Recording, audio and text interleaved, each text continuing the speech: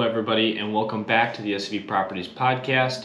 Today we're going to be talking about whether or not to have owners or tenants pay for lawn and snow care. But before we get started, if you guys like what you guys are seeing, please like, comment what you guys would like to see, and share with people. If you guys love what you're seeing, go to our website, scvproperties.com, reach out to any of us here at SCV Properties, and we'd be more than happy to help. But let's get right into it. So, having tenants or owners pay for lawn and snow removal, as we're doing the podcast here in Wisconsin where there's plenty of snow removal to be done. So I guess let's go with tenants, starting with the tenant side. What are the benefits and disadvantages of having tenants do/pay for snow removal/lawn care? Okay. Are you talking a single family home or a duplex? Let's start with the easier of the two, single family. Usually what happens in a single family home is the tenants are relatively decent about taking care of the lawn and snow. They won't trim the bushes, they won't clean the gutters, they won't make sure gutter extensions are on the property to mitigate any water that gets into the basement. But they're going to cut the lawn pretty good most of the time, and they are going to clear the driveway, particularly if they have a garage that they want to park in. And they do a much better job because there's nobody to blame about who is supposed to do the lawn or the snow this time.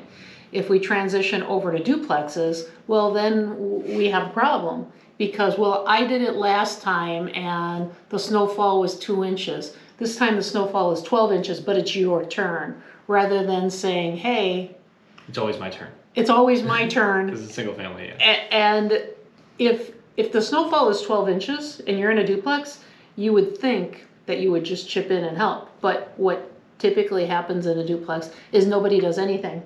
And then you get a fine from the city. The other thing that happens with lawn care is somebody will let it go for 3 weeks. And then the other person, when it's their turn to cuts it immediately after a week. Then they complain about the other person letting it go for 3 weeks. So what we typically do on our leases is that we require lawn and snow care on duplexes and single family homes. However, we kind of watch how the tenants in the duplex maintain or not maintain the lawn and the snow, and if we have to step in and hire a service, then we can bill them back for the service rather than just assuming they're going to take care of it. We have a duplex that we manage in West Dallas, and they take care of the snow, but they never ever cut the lawn. So we send a service there on every 10-day basis to cut the lawn, and we bill them for that service. The other advantage of taking care of the lawn care on our own is that it gets weed whipped, not just the lawn cut, but the weeds get trimmed around the house and the trees and the garage and the bushes, so that you don't get a city work order about tall weeds. Because for the most part, the tenant will cut the front lawn and they won't cut the back lawn because you can't see it from the road. And they're hoping they can get by, and suddenly they move out, and then you come to a property that has 36-inch high grass in the backyard, and the front yard is basically dirt because their kids milled around in the front yard all summer long and trampled down all the grass. So when you are making your investment decision on how you're going to manage lawn and snow care, pay very close attention to the location and your neighbors and if you're very particular, like if you're a perfectionist on lawn care, what should you not do? Have the tenants take care of it. You will never be happy with how they take care of it if you're a perfectionist. So the other aspect is if you hire a service, you can feed that back into your rent. You can still require it that they take care of it. You still send out a service, but maybe you only send the service once a month rather than every 10 days to cut that lawn. So you have to figure out what your sweet spot is on lawn and snow to determine who's going to do the work. Yeah, because that's another common issue or concern sometimes that can happen too, is what if it's in the middle of winter, we have a duplex and one of them vacated, and now all of a sudden this other tenant is now taking care of it all the time, and we need to make sure that they're salting and taking care of that for showings when we're having the other unit be shown, which typically isn't the case, and then you've got possible tenants walking through snow or ice and it becomes a hazard. Right. That's a big problem. Yeah. So for our multiplexes, we never have the tenant do any lawn or snow removal at anything larger than a duplex, because it never gets done. It never gets done in a timely fashion. And if you have an 8-plex, they're never going to take care of either just their spot, let alone the entire parking lot for an 8-plex.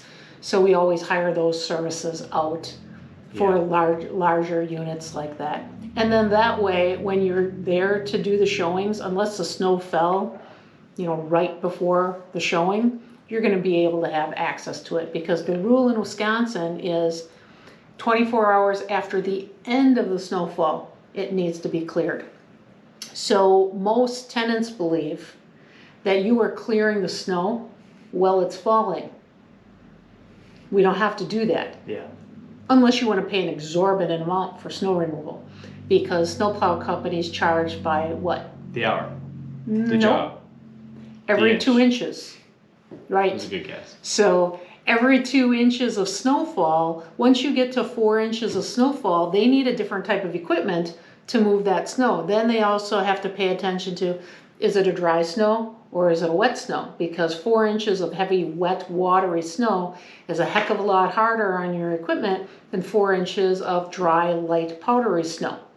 So we're always paying attention to what type of snow do we have, because if it's a heavy, wet snow, and what happens when people trample on it, and then it gets really cold the next day, what do we have? Freeze, it turns into ice. It turns into ice. So then we have to worry about the lawsuits that follow from the slip and falls. So there's no great answer. Just depends on how much you've got, how many inches of snow you've got. How many inches of snow you have, what's the weather like around it, and your tenant will never pay as close of attention as you do because the lawsuit doesn't come to them. Yeah. It comes to you if somebody else slips and falls on your property.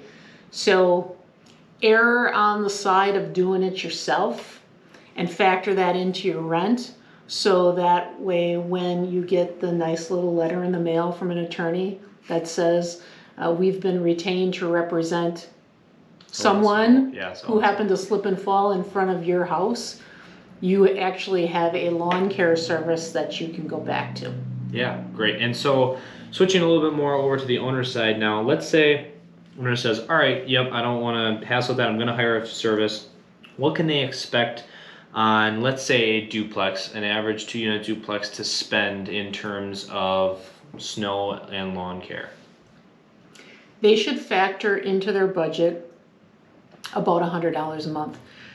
In the fall, you're not really going to have to cut in October and November, and there's very little chance that you have any accumulating snowfall in October and November. So you get those 2 months off. Then if we swing into the springtime, you typically don't have to cut until sometime in May. You may have a little bit of snow in April, but you may get April off as well from snow and lawn. So you're really looking at covering 9 months out of the year of exterior maintenance, lawn and snow care.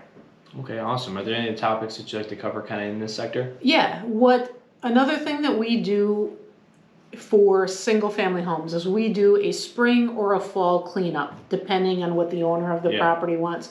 Because if the tenant is in charge of lawn and snow, like I said earlier, they're not going to clean your gutters and they're not going to trim the bushes at the property.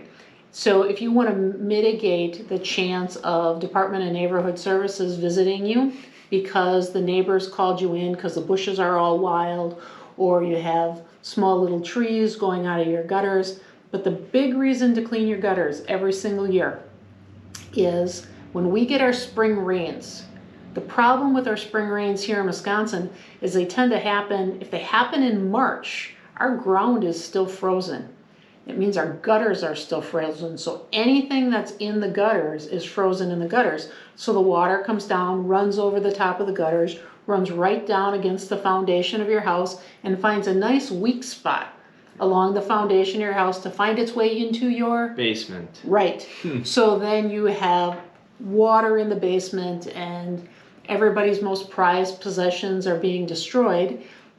Whether that's true or not is not the case, but I can tell you that when I see on the news that we are getting a heavy rainfall and it is in March, I already start breaking a sweat about which basements are going to fill with water. Yeah. And the basement is always flooded. Whether you have a trickle of water in it or you actually have inches of water in the basement, the answer on the other side of the phone when someone is calling in to complain is, it's always tons of water in the basement. my basement is flooded. You better get out here immediately. Everything is ruined. And then we ask for them to send us a picture. And sometimes there's a trickle of water in the basement. And other times we see water up to the top step. It's kind of hit or miss. So if you have a single family home, if you do a once a year cleanup, it goes a long way to protecting your basement and saving our ears from someone who's very unhappy on the other end of the phone. True, yeah. And that's also why we urge or kind of implement two different things. First of all, renter's insurance is huge. If you can get your tenants to, urge them just renter's insurance, helps them out a lot. And also why we're not finishing basements and rental units because of that sole fact. I mean, many factors, but that's one reason too, is you just continue to repeat that process. No carpeting in basements at any time. Laminate flooring, painting flooring, but carpeting in basements is really not what you want to do unless you like to replace your carpeting on an annual basis in the basement. So we appreciate you watching this podcast on lawn and snow. We hope we've provided some food for thought for what you want to do with your own rental properties. We are real estate professionals on a mission to spread the knowledge of real estate around the world. We need your help. Go to suvproperties.com. Like us, love us. We want to hear from you. Thanks for watching.